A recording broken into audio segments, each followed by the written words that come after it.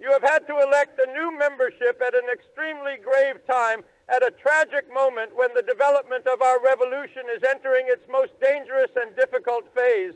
Elements hostile to the revolution, all those who support the enemies of the people, all those who follow in the wake of the bourgeoisie, had put great hopes in the elections to our Soviet.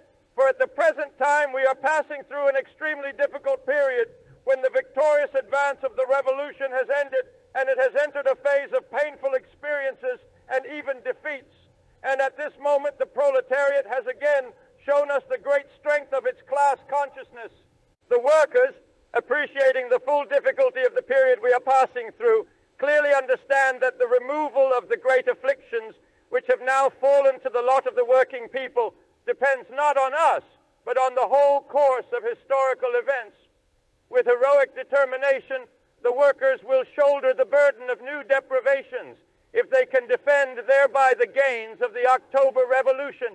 There is no doubt that, along with severe trials, the revolution has nevertheless entered a phase of new inconspicuous victories, which do not catch the eye, but are not less important than the brilliant victories of the epoch of the October barricades.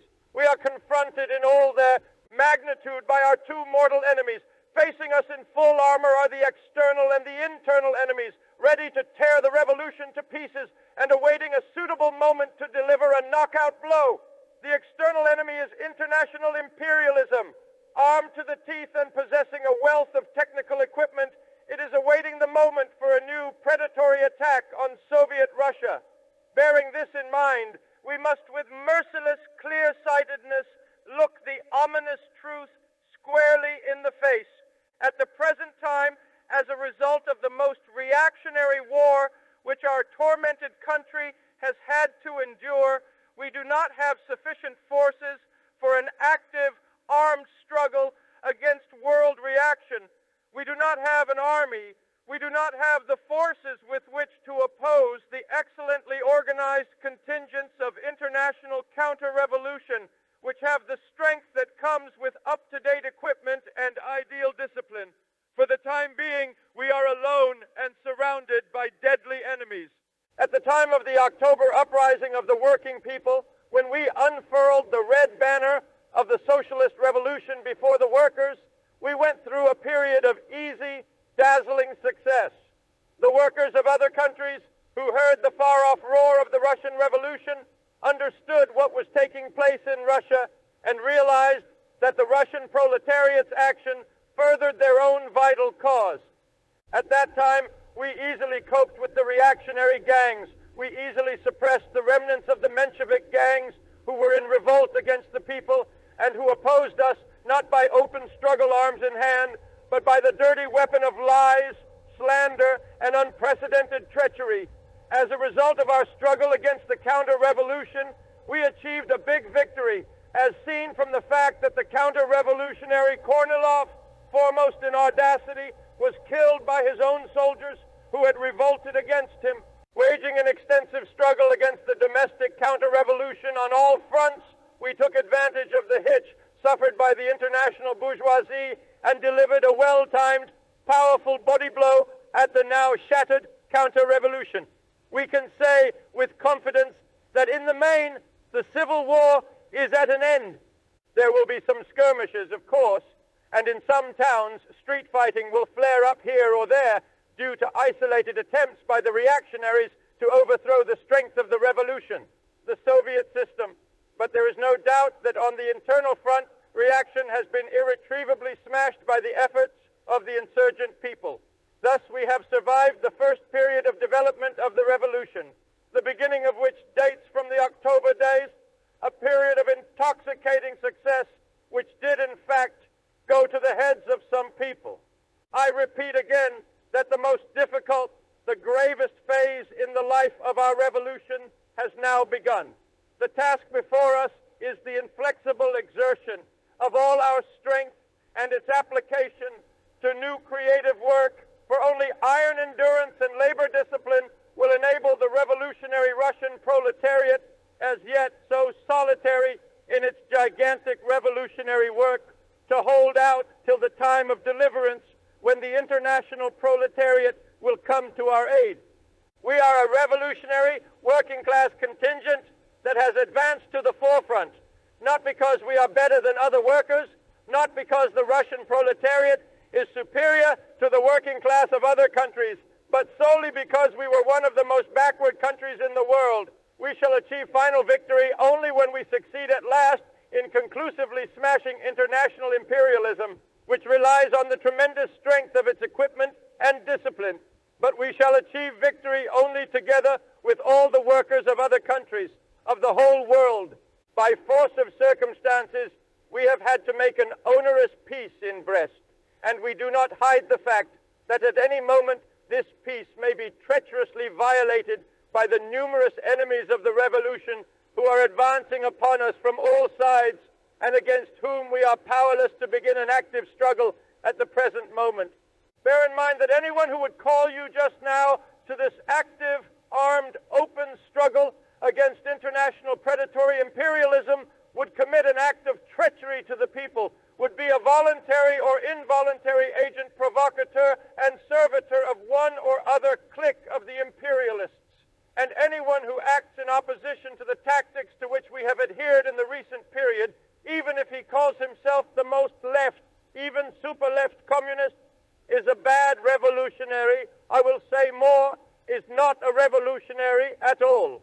Our backwardness has put us in the forefront, and we shall perish unless we are capable of holding out until we receive powerful support from workers who have risen in revolt in other countries. Our task consists in steadily continuing our tactics of proletarian struggle. We have one extremely dangerous secret enemy, more dangerous than many open counter-revolutionaries. This enemy is the deadly enemy of the socialist revolution and Soviet power, which is a people's parliament of a new type for the poor, one that has hitherto not existed anywhere. This enemy is the anarchy of the petty proprietor. There is no doubt that we have come near to surmounting the most difficult obstacles in the way of the development of the socialist revolution. The first and foremost task confronting us is the full realization of the dictatorship of the proletariat in all spheres, in the organization of labor discipline, in production, and in the distribution of products. The enemy of whom I have spoken is the anarchy of the petty proprietors, whose life is guided by one thought: I grab all I can, the rest can go hang. This enemy is more powerful than all the Kornilovs, Stutovs, and Kaledins put together. These petty kulaks, petty employers and proprietors say, all the time we have been oppressed, all the time we have been crushed.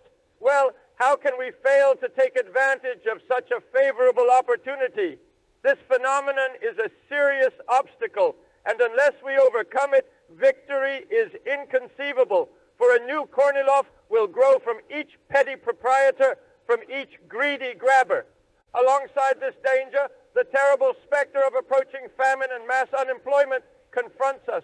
But we see that all class-conscious workers, whose numbers increase not daily but hourly, take into consideration and understand that at the present time, the sole means of struggle against these grave dangers is the unrelaxing exertion of all our strength and powerful endurance. And let it be remembered by those who give way to despair and who lose heart and vigor at difficult moments in our revolution, that we have always said that we cannot pass from capitalism to the full victory of socialism by the bloodless and easy path of persuasion and conciliation, and that we can only reach our goal as the result of a furious struggle. The dictatorship of the proletariat stands for the use of force against the exploiters. Our road is through endurance, proletarian solidarity, and the iron dictatorship of the working people. There is no doubt that in many cases the Soviet government has not displayed sufficient determination in the struggle against counter-revolution, and in this respect it has had the appearance not of iron but of jelly, from which socialism cannot be built. We have not conquered petty bourgeois anarchy. This country, which the course of history has advanced to the foremost position in the arena of the world revolution, a country devastated and bled white, is in an extremely grave situation, and we shall be crushed if we do not counter ruin, disorganization, and despair with the iron dictatorship of the class-conscious workers. We shall be merciless both to our enemies and to all waverers and harmful elements in our midst who dare to bring disorganization into our difficult creative work of building a new life for the working people. We have begun to solve a problem, the mastery of which will bring the full guarantee and consolidation of socialism. To overcome all difficulties, to struggle successfully against famine and unemployment, we shall perform an imperceptible, modest, but difficult task of state importance, and anyone who opposes us will be a bitter enemy of the world proletariat. The elections to the Moscow Soviet have shown how great is the workers' insight into current events. They have realized that Soviet power is not a showy ornament, but something of their own flesh and blood. This last act, that of the elections to our Soviet, has spelt defeat for all those who pinned their hopes on these elections, for all the wavering elements, and this gives me hope and confidence that we are on the right road, which will lead us to the full victory of socialism.